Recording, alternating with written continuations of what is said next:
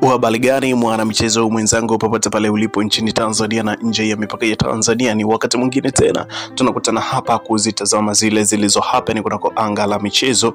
Hapa Tanzania unaambiwa swala la dabi ya Kariakoo kuahirishwa linazidi kuzua sura mpya. Ikumbuka kwamba Wallace Karia ni rais wa TFF hapa Tanzania, lakini moja kati ya vitu ambavyo aliweza kuvizungumza kidogo vimeleta sintofahamu na watu wamekuwa wakihoji sana kuhusiana na kauli zake ambazo amezitoa alipokuwa akihojiwa na moja kati ya kituo cha utangazaji hapa Tanzania. Aliweza kusema taratibu zitafuatwa na tuziache zifuatwe, lakini huwezi kusema bodi ya ligi TPLB ijihuzuru. Hata wanaosema bodi ijihuzuru waambie na viongozi wao wenyewe wako sawa, wanastahili kujihuzuru.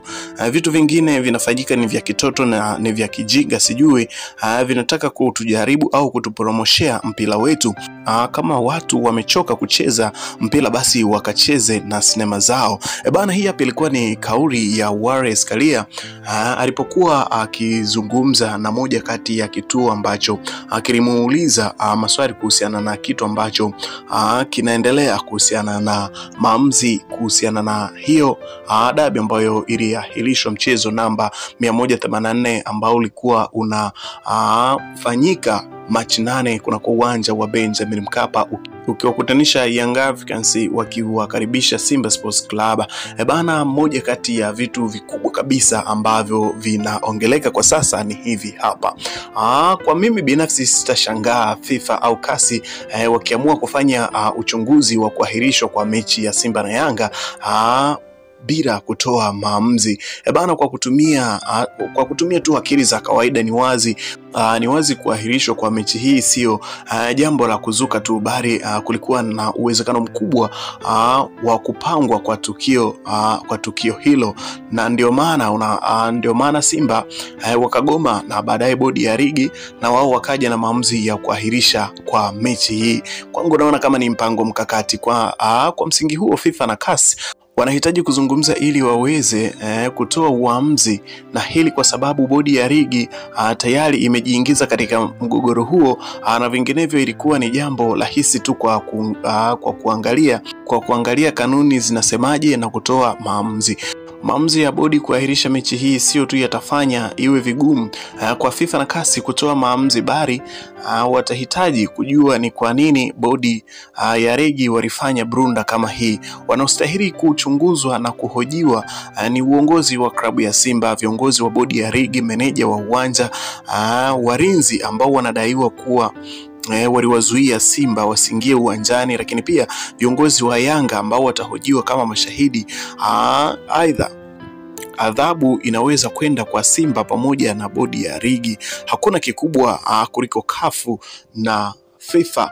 Bana, moja kati ya taarifa hii kila siku inaendelea kuwa na sura mpya, na watu wamekuwa kila mtu akizungumza lake kuhusiana na hiki ambacho kinaendelea kwa sasa. Naambiwa kwamba pia Wallace Karia amekuja na yake mara baada ya kupigiwa simu na kuhojiwa na mtangazaji mmoja kati ya chombo kikubwa hapa Tanzania kilichomhoji Wallace Karia, na kitu alichokuja kuzungumzia ni hicho, na mazungumzo yake ukija kuyafuatilia ni kama rais huyo wa TFF alitumia hasira katika kujibu toa statement hiyo ambayo watu walikuwa wakisubiri kwa muda mwingi.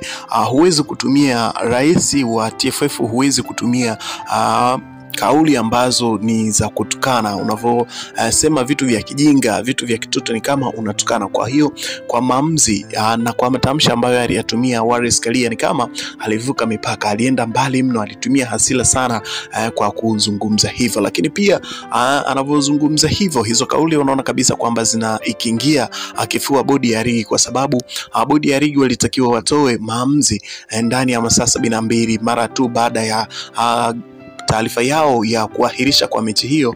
Lakini ukija kuangalia mpaka sasa ni siku 9, bodi ya ligi hawajatoa tamko lolote na hawajatoa statement yoyote. Unaona kabisa kwamba hapa na kauli zake alizozitoa, unaona kabisa kwamba amewakingia kifua, na anavyosema kwamba tuache kanuni zifuatwe. Mpaka sasa hapa bodi ya ligi wameshavunja kanuni, kwa sababu ilitakiwa watoe statement baada ya masaa 72, lakini leo ni siku 9. Masaa 72 yameisha, Young Africans wakawapa tena masaa 72 mengine yameisha, na mpaka sasa bodi ya ligi wako kimi, hawajatoa kauli yoyote kuhusiana na mechi hiyo ambayo ilikuwa inawakutanisha Young Africans wakikaribisha Simba Sports Club, mechi namba 184 iliyoahirishwa March 8 katika uwanja wa Benjamin Mkapa bila sababu ya msingi kabisa, tofauti na wanachokidai Simba Sports Club kwamba walizuiwa kuingia uwanjani kwenda kufanya mazoezi ambayo ilikuwa ni issue ya kikanuni, sawa, lakini kwa nukuta hiyo pia bodi ya ligi wasingekuwa wamekaa kimya mpaka sasa. Lakini kwa kauli hizi ambazo zinatolewa na Wallace Karia, wanaona kabisa kwamba Young Africans wao ndo wanatajwa kuwa wana makosa, kwa sababu jinsi alivyozungumza Wallace Karia kwamba waambie wanaosema bodi ya ligi jihuzuru, waambie na viongozi wao wajitazame, wajitafakari kama wako sahihi na kama wanastahili kujihuzuru. Basi kwa kauli hii hapa unaona kabisa kwamba Wallace Karia anawakingia kifua bodi ya ligi. Bodi ya ligi walitakiwa watoe statement mpaka sasa kwamba ni nini kinaendelea, kama mechi inapangiwa tarehe nyingine au ni nini kitakachofuata. Yes, walikuja na kauli ya kwamba kulikuwa na uvunjifu wa amani, kwa hiyo mamlaka za usalama wameziachia ili ziweze kuchunguza, lakini mpaka sasa ni siku 9, hakuna kitu ambacho kilikuwa ni kikubwa mpaka leo siku ya 9 hawajatoa kauli yoyote kuhusiana na mechi hii bana. Imekuwa mengi sana mara baada ya kutokea kwa taarifa hii ambayo Wallace Karia, rais wa TFF na mjumbe wa kamati kamati kuu ya utendaji CAF, aliweza kutoa statement kama hii hapo. Unaona kabisa kwamba mambo mengi yataendelea kuwa na ya kufikirisha mno kuhusiana na bodi ya ligi na TFF wenyewe kuhusiana na jinsi ambavyo wao wanavunja kanuni na wanaendelea kujizatiti katika kuhakikisha kwamba zitaka kanuni zifuatwe, lakini wao wenyewe hawafati kanuni, wao wenyewe ndo wanazivunja kanuni bana. Taarifa zipo nyingi sana, endelea kuwa pamoja nasi katika update nyingine zinazokuja. Tunaendelea kulifuatilia jambo hili kwa kina. Ni kualike tu kwamba endelea kusubscribe kwa wingi hapo kunako sehemu ambayo imeandikwa subscribe, hakikisha unabonyeza pale, lakini pia utaifuata alama ya kengele itakayojitokeza pembeni. Kwa kufanya hivyo kutakufanya wewe wa kwanza kupata taarifa za michezo zinazokujia kila siku kila wakati. Lakini pia comment yako ni muhimu sana, hakikisha una drop comment yako hapo ili tuje tuende sawa kunako comment section.